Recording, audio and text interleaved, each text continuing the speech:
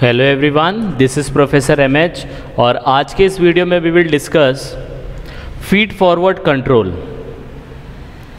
तो जो ये सीरीज़ स्टार्ट हुई बजटरी कंट्रोल की, इसके अंदर हम लोगों ने पहले इंट्रोडक्शन दे दिया था कि फीडबैक कंट्रोल क्या होता है और फीड फॉरवर्ड कंट्रोल क्या होता है। अब हम देखेंगे कि फीड फॉरवर्ड कंट्रोल, इसको डीप में समझने की कोशिश करेंगे कि कैसे वर्कआउट होता है, क्या क्या इसके फीचर्स है, क्या क्या हमें पहले से प्लानिंग करनी पड़ेगी इस कंट्रोल सिस्टम को अपने ऑर्गेनाइजेशन में सेटअप करने के लिए। तो what is feed forward control system, ये हम लोग ने ऑलरेडी डिस्कस कर लिया था, इसका वीडियो ऑलरेडी अवेलेबल है। अब इसको डीप में समझने की कोशिश करेंगे कि इसके क्या टू साइड्स हैं। Every coin has two sides, like वैसे फीड फॉरवर्ड कंट्रोल सिस्टम के कौन कौन से एस्पेक्ट हैं उसको डिस्कस करेंगे। तो सबसे पहला, ये जो फीड फॉरवर्ड है, नाम से ही पता चल रहा है फॉरवर्ड पहले से, है ना, आगे आ जाता है पहले। तो फीड फॉरवर्ड कंट्रोल जो है, और एक दूसरा होता है फीडबैक। तो फीडबैक का अपोजिट होता है। तो पहला जो पॉइंट है that is it is exact opposite of feedback system. आई बात समझ में? तो फीड फॉरवर्ड अगर कोई बोले तो it is nothing but feedback system का अपोजिट। अब आप बोलेंगे सर फीडबैक क्या होता है, इसका भी वीडियो है, आप उसको जाके देख सकते हो। तो इसमें बताया गया है कि फीडबैक में क्या होता है, इवेंट हो जाता है कोई भी, जैसे मैं वीडियो ले रहा हूँ तो वीडियो हो गया, फिर आप कमेंट करते हो, दैट इज़ फीडबैक। अब इसका अपोजिट मतलब, तो मेरा लेक्चर वीडियो स्टार्ट होने से पहले का जो काम होता है वो फीड फॉरवर्ड करता है। तो फीड फॉरवर्ड अगर आपको कोई कहे तो it is exact opposite of feedback. तो फीडबैक का अपोजिट वाले को फीड फॉरवर्ड कहते हैं। तो फीडबैक कैसा होता है, जैसे वीडियो आया, वीडियो के अंदर आपने कमेंट दिया वीडियो ख़त्म होने के बाद, दैट इज़ फीडबैक। लेकिन वीडियो स्टार्ट होने से पहले ही अगर मुझे कोई कमेंट आया या कुछ इन्फॉर्मेशन को मैं अपडेट करूँ, दैट इज़ फीड फॉरवर्ड। तो पहला कॉन्सेप्ट यही याद रखना है कि feed forward is nothing but feedback का अपोजिट होता है। अब ये फीड फॉरवर्ड काम कैसे करता है, तो in this system action are taken before the event, event होने से पहला। तो आपको मैंने यही बताया कि लेक्चर जैसे मेरा ख़त्म होगा आप कमेंट करते हो, दैट इज़ फीडबैक। लेकिन लेक्चर स्टार्ट होने से पहले ही अगर मैं कोई एक्शन ले लूँ, दैट इज़ फीड फॉरवर्ड। तो कोई बोले what do you mean by feed forward, it is action before event. कोई बोले what is feedback, it is action after event. तो इवेंट से पहले होने वाले एक्शन को क्या बोलते हैं हम लोग, it is before, that is feed forward system. तो समझ में आया what do you mean by feed forward system. लेकिन ये काम कैसे करता है, हाउ, एक्शन हम लोग कैसे ले सकते हैं, एग्जाम देने से पहले एक्शन लेना, वीडियो स्टार्ट होने से पहले एक्शन लेना, कुछ काम को करने से पहले एक्शन लेना, ये कैसे होगा, हाउ इट इज हैपनिंग। तो इसके अंदर आपको कैसे याद रखना है कि बाय कंपेयरिंग द बजट, क्योंकि आप हर ऑर्गेनाइजेशन में बजट बनता है, तो हम लोग बजट को एक्चुअल परफॉर्मेंस से कंपेयर करते। किससे कंपेयर करते? एक्चुअल परफॉर्मेंस से। लेकिन यहाँ पे एक्चुअल परफॉर्मेंस तो अभी हुआ ही नहीं है ना, क्योंकि ये बिफोर है। तो हम लोग किससे कंपेयर करेंगे, फोरकास्ट। तो आपने कोई प्रेडिक्शन किया है, वो प्रेडिक्शन को आप बजट से इनकॉर्पोरेट करके देखोगे, कंपेयर करके देखोगे कि हमें और कुछ एक्शन लेना है क्या इवेंट करने से पहला, एक्शन लेने से पहला, that is feed forward system. तो फीड फॉरवर्ड सिस्टम क्या होता है, फीडबैक का अपोजिट होता है। और ये एक्शन लेने से पहले, इवेंट से पहले हम लोग को एक्शन लेना पड़ता है। और इवेंट से पहले एक्शन कैसे लेते हैं, हम लोग अपने बजट को कंपेयर करते हैं अपने प्रेडिक्शन से, फोरकास्ट से। तो जब आप बजट को फोरकास्ट से प्रेडिक्शन करोगे तो जो भी आपको वेरिएंस आएगा उसके ऊपर आप वर्कआउट करोगे काम करने से पहला।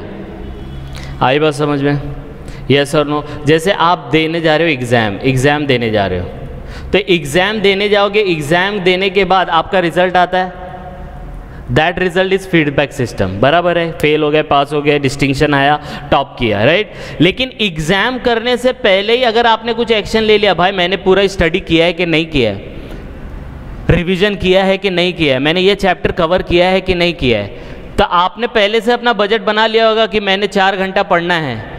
लेकिन आपने देखा अरे मैंने 4 घंटा पढ़ा लेकिन मेरा पोर्शन पूरा नहीं हो गया, तो इस तरीके से तो मैं एग्ज़ाम दे नहीं पाऊंगा। तो आपने प्रेडिक्शन कर लिया। तो जब आप अपने बजट को प्रेडिक्शन से कंपेयर करते हो, उसके बाद जो भी इवेंट निकल के बाहर आता है, वेरिएंस निकल के बाहर आता है, उसके आप ऊपर जब आप एक्शन लेते हो, that is called feed forward system. उस सिस्टम को हम लोग बोलते हैं फीड फॉरवर्ड।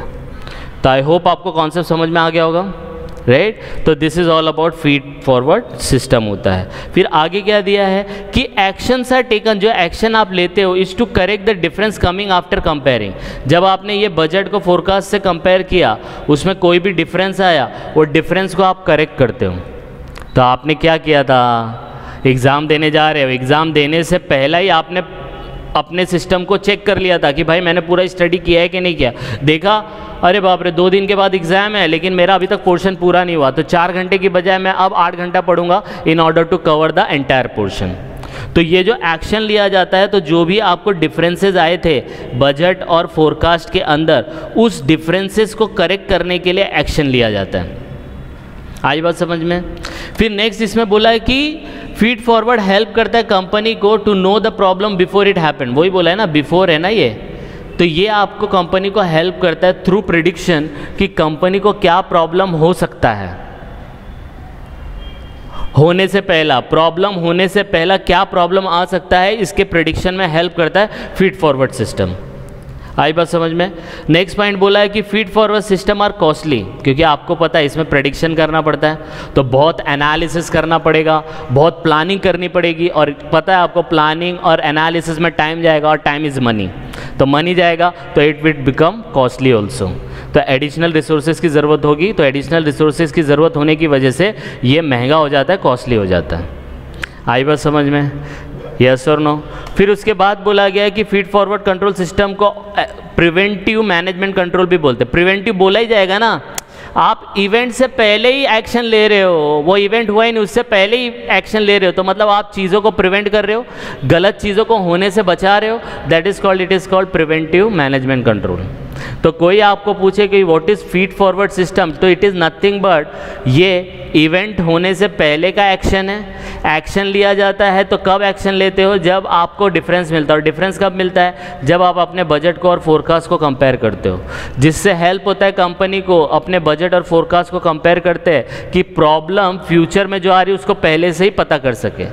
लेकिन ये सब पता करने में अपना टाइम चला जाता है, पैसा चला जाता है, इसलिए ये कॉस्टली हो जाता है, और इसको प्रिवेंटिव मैनेजमेंट कंट्रोल भी कहा जाता है। अब इसके बाद वाला जो पॉइंट है ये बोलता है कि 6 अप्रोचेस बताए इसके अंदर, मेथड्स, कि आपको ये सिस्टम अगर कंट्रोल फीड फॉरवर्ड सिस्टम को अप्लाई करना है, इम्प्लीमेंट करना है ऑर्गेनाइजेशन में, तो ये बंदा है जॉन सी कैमुलस, इसने बताया है कि ये 6 अप्रोचेस आप अपने ऑर्गेनाइजेशन में रख सकते हो, जिससे आपको फीड फॉरवर्ड कंट्रोल सिस्टम का बेनिफिट मिलेगा। तो कौन कौन से ऐसे मेथड है, कौन कौन से ऐसे अप्रोच है जो आपको फीड फॉरवर्ड कंट्रोल सिस्टम में हेल्प करेगा। तो पहला अप्रोच जो है इंडिकेटर। इंडिकेटर का मतलब होता है बोथ लीडिंग और अर्ली वार्निंग। जैसे एग्जाम्पल के तौर पे आप कोई मशीन पे काम कर रहे हो, तो आपको पता है मशीन में 100 यूनिट बनानी है, 100 यूनिट से एक ऊपर यूनिट गई तो मशीन में थोड़ी खराबी आने के चांसेस बढ़ जाते हैं। तो आपको पता है कि 100 पे पॉज करना पड़ेगा और फिर 1 यूनिट को और करना है, तो मे बी नेक्स्ट डे या maybe after some halt फिर हम वह मशीन को यूज़ करेंगे। तो हम क्या करेंगे, फीड फॉरवर्ड कंट्रोल सिस्टम को प्रॉपरली रन करना है तो इंडिकेटर करके रखेंगे कि ये मशीन में ये इंडिकेटर है कि अप टू दिस लिमिट अगर एक्सीड हुआ तो हम लोग को दूसरे मशीन पे शिफ्ट होना पड़ेगा, या मशीन को हॉल्ट देके फिर हम लोग को नेक्स्ट डे काम करना पड़ेगा। तो आपको feed forward control system follow करना है तो इंडिकेटर दो। क्या दो, इंडिकेटर, बोथ लीड में हो या अर्ली हो, अर्ली वार्निंग दे सके, क्योंकि इसमें क्या है फोरकास्ट करना पड़ता है। तो पहले ही अगर पता चल जाए, इंडिकेट कर दे कोई कि ये प्रॉब्लम आने वाली है, तो हम लोग उसके ऊपर एक्शन लेके उसको करेक्ट कर सकते हैं। तो ये मेथड है। तो पहला इंडिकेटर करके आप यूज़ कर सकते हो फीड फॉरवर्ड कंट्रोल सिस्टम में। दूसरा बोला है कंटिजेंसी प्लान। कंटिजेंसी का मतलब होता है हो भी सकता है नहीं भी हो सकता है। तो जो प्लान है आपका ऑर्गेनाइजेशन में कि भाई 100 यूनिट बनाने हैं तो आप बनाओ, लेकिन उसके साथ साथ एक प्लान और बना के रखो कंटिजेंसी कि अगर 100 यूनिट आप नहीं बना पाए तो कितने यूनिट बना पाओगे, तो उसके लिए अलग से एक कंटिजेंसी प्लान बनाओ, क्योंकि फ्यूचर इज अनसर्टेन, कुछ भी हो सकता है। तो कंटिजेंसी प्लान बना के रखो कि अगर यहाँ पे कुछ प्रॉब्लम आया तो हम लोग ये प्लान के थ्रू, बोलते हैं ना प्लान बी क्या है, हम लोग का ये प्लान था लेकिन ये प्लान अगर काम नहीं किया तो what is the plan B. तो plan B is nothing but contingency plan. तो अगर फीड फॉरवर्ड कंट्रोल सिस्टम को प्रॉपरली इंप्लीमेंट करना है तो कंटिजेंसी प्लान बना के रखना पड़ेगा। समझ में आया? यस और नो? नेक्स्ट बोला है ट्रेंड एनालिसिस।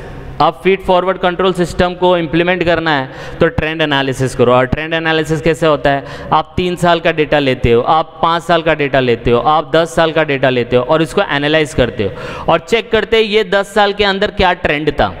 अगर प्रॉफिट इंक्रीज हो रहा है तो 11th ईयर में भी 99% आपका प्रॉफिट इंक्रीज ही होगा। तो आप ट्रेंड एनालिसिस करके देखते हो और आपको लगा कि 10 साल से प्रॉफिट जनरेट नहीं हो रहा है तो नेक्स्ट ईयर 11th ईयर में भी लॉस होने वाला है, तो वो लॉस को कम कर सके, जितना हो सका है वो लॉस को कम कर सके और प्रॉफिट जनरेट करने की कोशिश कर सके। तो ट्रेंड एनालिसिस करके भी फ्यूचर की होने वाली एक्टिविटी को आप बराबर एक्शन लेके इम्प्रूव कर सकते हो, करेक्ट कर सकते हो। तो आप फीड फॉरवर्ड सिस्टम में ट्रेंड एनालिसिस को भी यूज़ कर सकते हो। फिर नेक्स्ट दिया है अडेप्टिव मैकेनिज्म। सिस्टम ऐसा बना के रखो, अडेप्टिव होना चाहिए। अडेप्टिव मतलब एज पर एनवायरनमेंट चेंज हुआ तो आपका मैकेनिज्म भी वैसे ही रिस्पॉन्स करना चाहिए। अब एग्जांपल के तौर पे जैसे कोई क्लास में है, बच्चे पढ़ रहे हैं, तो बच्चे की कैपेसिटी कितनी है? 50 की है एग्जाम्पल के तौर पे। अब नए 5 बच्चे और आ गए। अब 5 बच्चे के लिए नया क्लास या नया लेक्चर तो नहीं रखना पड़ेगा, तो वो 5 बच्चे को आप कैसे इनकॉर्पोरेट करोगे 50 के अंदर? इसके लिए मैकेनिज्म होना चाहिए। 5 चेयर डाल दो और उनको बिठा दो और लेक्चर पूरा ले लो, तो एक लेक्चर के अंदर हम सबको पढ़ा सकते हैं। लेकिन अगर आप यही सिस्टम लेके चले, नहीं 50 को ही पढ़ाना है, तो आपका भी टाइम वेस्ट होगा 5 को पढ़ाने के लिए, रिसोर्सेज भी ज़्यादा यूज़ होंगे और टाइम भी वेस्ट होगा। आई बात समझ में? तो मैकेनिज्म अडेप्टिव होना चाहिए, चेंजेस डायनामिक टाइप में, जैसे एनवायरनमेंट में चेंज हुआ उस हिसाब से रिस्पॉन्ड करना चाहिए, तब आप फीड फॉरवर्ड कंट्रोल सिस्टम को फॉलो कर सकते हैं। नेक्स्ट दिया है कॉन्ग्रुएंट सिस्टम डिज़ाइन। आपने जो डिज़ाइन रखा अपने ऑर्गेनाइजेशन में, इट शुड बी कॉन्ग्रुएंट, मतलब इन स्मॉल पार्ट्स। तो इसका मतलब होता है, समझो ये पूरा डिज़ाइन है आपका, सर्कल है, अब ये इसमें समझो 4, 5, 6, 7, 8, ये 8 पार्ट्स है इसके अंदर। ये पूरे सिस्टम में कितने पार्ट है? 8 है। अगर एक में चेंजेस हुआ तो बाकी सब में चेंजेस हो जाएगा, अपना काम रुक जाएगा। तो आप क्या करो, अपने सिस्टम को ऐसे डिज़ाइन करो स्मॉल पार्ट में कि ये जो 8 पार्ट है ना, ये एक अलग पार्ट हो, ये एक अलग पार्ट हो, ये अलग पार्ट हो, ये अलग पार्ट हो, ये अलग पार्ट हो, ये अलग पार्ट हो, ये वाला भी और ये वाला भी। तो अगर इसमें चेंजेस हुआ तो आप इसको करेक्शन करो, बाकी जगह पे काम चलते रहना चाहिए। That is called congruent system design. तो सिस्टम को स्मॉल पार्ट में डिवाइड करो, जिससे क्या होगा कि अगर किसी सिस्टम में प्रॉब्लम आया तो आप उसको चेंज कर सको और बाकी सिस्टम चलता रहे। तो that is another approach, another method to implement feed forward control system. And last one, policy directive. Policy directive मतलब ये होता है कि कोई भी काम करने से पहले एक प्लान टाइप में बना लिया जाता है, डायरेक्शन दे दिया जाता है कि ये डायरेक्शन है, ये काम करना है, तो ये डायरेक्शन दिया जाता है। जैसे आप लोग कहीं घूमने जा रहे हो तो आपके मम्मी पापा आपको डायरेक्शन देते हैं, हाथ पकड़ के रखना, यहाँ नहीं जाना, वहाँ नहीं जाना, ये सब क्या डायरेक्शन है। तो इस सिस्टम को प्रॉपरली इम्प्लीमेंट करना है तो पहले से पॉलिसी बना के रखो, उसमें डायरेक्शन दे के रखो, जिससे कोई भी प्रॉब्लम आएगा तो उसको हम लोग सॉर्ट आउट कर सकते हैं। तो फीड फॉरवर्ड कंट्रोल सिस्टम को अप्लाई करना, इम्प्लीमेंट करना है तो ये कुछ 6 मेथड्स हैं जो जॉन सी कैमुलस ने दिया है। अगर इन मेथड को आपने अप्लाई किया तो आप फीड फॉरवर्ड कंट्रोल सिस्टम को प्रॉपरली इम्प्लीमेंट कर सकते हो। और अगर इसको डीप में पढ़ना है तो इसका सोर्स लिया गया behavioural management accounting by Ahmed Riahi and Belkaoui. यहाँ पे जाके आप इसको और डीप में पढ़ सकते हैं। By the time you just go through it, और कुछ डाउट आता है, आपको समझ में नहीं आता या कुछ और इस वीडियो में इम्प्रूवमेंट किया जा सके, उसके लिए आप लोग कमेंट कर सकते हैं। And please like and subscribe for more videos. Thank you.